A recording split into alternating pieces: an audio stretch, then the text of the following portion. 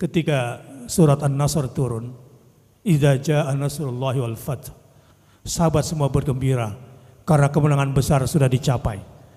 Fathu Makkah, Mekah sudah dikuasai. Semua bergembira ria. Umat manusia berbondong-bondong masuk Islam. Tapi ada dua orang bersedih, Abu Bakar dan Ibnu Abbas. Kenapa? Ini tanda sebentar lagi Rasul akan dipanggil oleh Allah Subhanahu wa taala. Kenapa? Karena risalah sudah selesai. Karena penyampaian risalah sudah selesai dan nyawa harus dicabut. Saya tanya kepada sidang Jumat, apa rencana hidup Anda? Bagi Rasulullah, bagi yang ingin menjadi penerus risalah Rasulullah, apa gunanya hidup tanpa untuk memahami risalah, yaitu Al-Quranul Karim?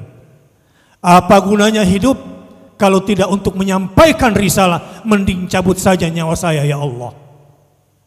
Katakan pada diri kita, kalau ingin menjadi penerus risalah Rasulullah, ya Allah, jangan biarkan hidupku, jangan biarkan badanku, waktuku, hartaku, karirku, potensiku, keluargaku, anakku, kugunakan bukan untuk di jalan risalah.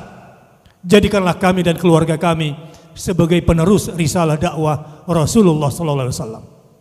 Kalau perlu katakan, ya Allah, cabut saja nyawa kami. Kalau hidup ini bukan untuk menyampaikan risalah, cabut saja nyawa kami ya Allah. Kalau bukan untuk meneruskan dakwah Rasulullah sallallahu alaihi wasallam. Daripada ini menjadi beban hidup bagi kami dan berat mempertanggungjawabkan hidup, mempertanggungjawabkan amal di hadapan Engkau kelak. Inilah karir paling bergengsi. Tapi semua kembali kepada Anda. Silakan Anda menjalani hidup sesuai dengan pilihan Anda sendiri. Tapi ingat, Anda pasti akan berhadapan dengan Allah dan Anda akan dimintakan pertanggungjawaban dalam hidup Anda semua. Karenanya saya mengajak, kalau mau yang paling bergengsi adalah jadilah penerus risalah Rasulullah sallallahu alaihi wasallam yang tidak akan pernah ditinggalkan oleh Allah. Mana buktinya? Wadduha, demi waktu duha. Umumnya wahyu turun di waktu-waktu yang bersemangat ini, di waktu duha ini. Walaili idza saja, dan ketika malam sudah mulai sunyi, Rasul kemudian membaca wahyu yang diturunkan dalam sholat malam. Maknanya adalah bagi Nabi sallallahu alaihi wasallam tidak ada waktu, baik di pertengahan malam ketika sunyi merupakan puncak terhebat dari malam hari. Begitu juga di waktu duha, waktu terhebat di waktu siang. Di mana inilah waktu permulaan semangat untuk berkarya, menggapai cita-cita. Keseluruhan waktu digunakan untuk mendapatkan risalah dan menyampaikan risalah. Bekerja, side job, supaya bisa dapat gaji, dapat uang, bisa makan untuk beribadah dan untuk berdakwah. Dapat gaji, bisa beli motor, bisa beli mobil, bisa beli perangkat gadget apa saja demi untuk memudahkan melancarkan risalah, memudahkan menjelaskan risalah, memudahkan menyampaikan risalah Rasulullah SAW.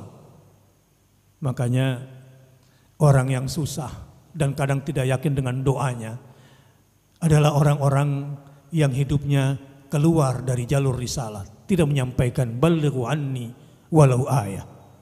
Sampaikan tentangku, sampaikan dariku, walau hanya sekedar satu ayat yang kamu fahami. Sebaliknya, orang-orang yang selalu hidupnya untuk risalah, untuk berdakwah, menyebarkan agamanya, memenangkan umat Islam dari ketertindasan dimanapun berada, ma wadda'aka rabbuka wa ma qala. Ma wadda'aka artinya dari kata-kata wada'a, taudi', biasanya melepas kepergian seseorang tapi masih merindukan lagi perjumpaan, itu wada'. Biasanya kalau dalam mengikuti sunnah, kalau melepas anak sekolah, melepas anak kuliah, atau melepas istri bekerja, atau istri melepas suami bekerja, atau berpisah dengan teman, kita mengucapkan astaudiukallah, aku titipkan kamu kepada Allah supaya kita bisa berjumpa lagi. Itu arti astaudiukallah. Dan biasanya ditambah dinak wa amanatak, aku titipkan kamu kepada Allah, semoga kita bisa berjumpa lagi dan kamu bisa menjalankan amanah, bisa menunaikan agama yang kamu diamanahkan kepadanya. Dinak wa amanatak. Maka lepas anak sekolah, lepas anak belajar, sambil ucapkan doa itu, astaudiukallah. Begitu juga bersama sahabat yang dicintai, terutama teman-teman sevisi dan seperjuangan. Di waktu duha, mawadda'aka, di waktu malam, mawadda'aka, Tuhanmu tidak meninggalkan kamu. Memang wahyu ini sedang di schedule, tetapi kenapa Nabi Muhammad terkesan baper, terkesan galau ketika wahyu tidak turun? Karena hidup bukanlah hidup tanpa wahyu dari Allah. Hidup ini tanpa ada Quran setiap hari di dalam hati, maka sepi rasanya. Maka saya heran kalau ada di antara kita yang sebentar lagi bulan Ramadan tapi belum khatam juga baca Qurannya. Lalu apa konsumsi ruh orang ini? Saya heran. Sudah jelas di musim pandemi, banyak yang wafat, banyak yang sakit. Kok tidak istighfar bil Quran? Kok bisa tidak mencari kesembuhan lewat Al-Quran? Kok tidak proteksi keluarga dengan Al-Quran? Saya heran. Apa yang orang jalani kalau dia tidak baca Quran setiap hari? Apa isi hatinya? Jangan-jangan hatinya tidak pernah difikirkan, hanya perutnya selama ini. Jadilah dia penghamba perut, bukan orang-orang yang mempersiapkan perjumpaan dengan Allah. Bukan orang-orang yang merindukan, ya ayyatuhan nafsul mutmainnah, irji'i ila rabbiki radiyatan mardiyah. Berarti orang ini tidak punya konsep hidup, tidak punya capaian-capaian hidup. Apa yang harus dibawanya ketika berjumpa dengan Allah Subhanahu wa taala. Sebagai umat Muhammad sallallahu alaihi wasallam, kita harus mencontoh bahwa hidup tanpa Quran lunglai rasanya. Sebab tidak ada narasi kekuatan, tidak ada motivasi yang menguatkan jiwa ketimbang kalimatullah, kecuali kalimat-kalimat Allah yang menghujam ke dalam jiwa.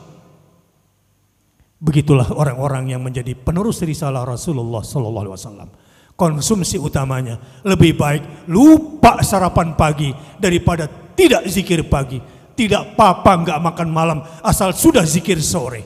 Itulah prinsip penerus risalah Rasulullah SAW, karena power mereka, sumber kekuatan mereka adalah pada hatinya, bukan pada otaknya dan bukan pada fisiknya semata, tetapi pada jiwanya.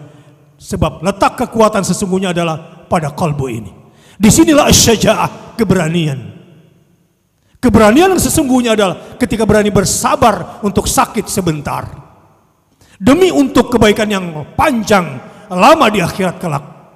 Begitulah kalau ingin menjadi penerus risalah Rasulullah sallallahu alaihi wasallam yang senantiasa tidak pernah ditinggalkan Allah. Jangankan qila atau qala ma wadda'aka rabbuka wa ma qala. Kalau qala itu artinya, atau al-qila, ditinggalkan untuk selama-lamanya dan benci untuk berjumpa dengannya. Itu qala atau qila. Ma wadda'aka rabbuka wa ma qala. Kedua-duanya ketika hoax disebarkan oleh penduduk Mekah, dan memang dakwah ini, Islam ini tidak akan kosong dengan hoax. Percayalah, Islam ini, dakwah ini tidak akan pernah kosong dari semua serangan isu. Tidak akan pernah berhenti. Sejak zaman Nabi SAW sampai kiamat. Tetapi penerus risalah tidak akan teracuni dengan racun hoax itu. Tidak akan. Karena dia selalu ingat surah Ad-Duha. Karenanya jangan mulai hari kecuali salat Ad-Duha. Di situ energi kamu yang sesungguhnya.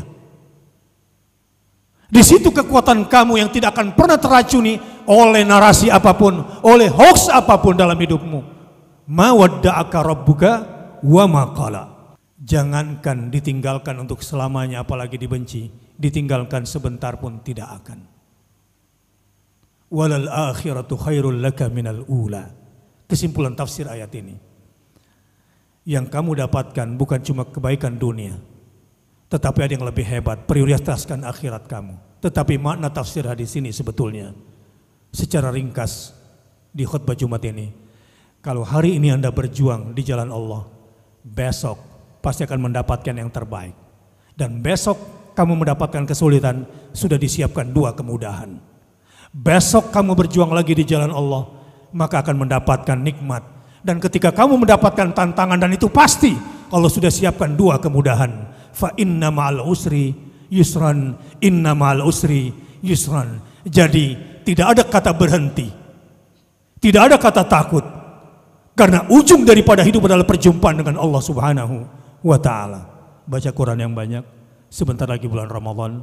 Malu belum khatam, padahal kita akan menghadapi bulan Al-Quran.